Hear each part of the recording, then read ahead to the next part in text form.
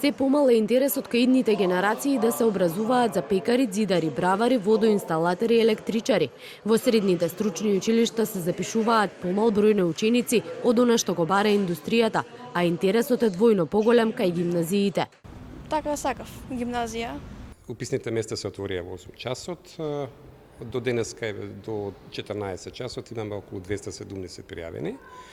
Инаку примаме 262 ученика.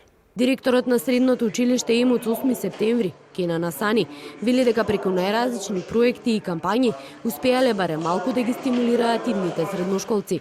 Споредбено со минатата година, кога во средното стручно училиште се запишале само 14 деца, па имало и класови во кои се држи настава само за еден ученик, денеска на првиот уписен ден овој број е веќе надминат. Мислам дека наредните години Министерството за образование ќе мора вистински рез, да се изразам така хируршки да направи, со тоа што ќе го ограничи бројот на 24, кој што имаше во предлог законот, кој е веќе на прво читање, и тоа најверојатно другата година веќе нема да постои гимназија со на 34 ученици во клас, со тоа што ќе останат најмалку 1000 деца кои ќе мора да се запишуваат во други училишта. Резултатите од првиот уписен рок ќе бидат објавени за 2 дена.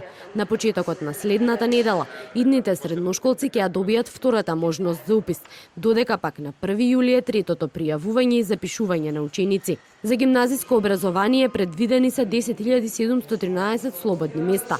За стручно образование во 4 годишно траење слободни се 18.365 места. За стручно образование во 3 годишно траење 5.490 места, а за стручно образование во 2 годишно траење има 408 места.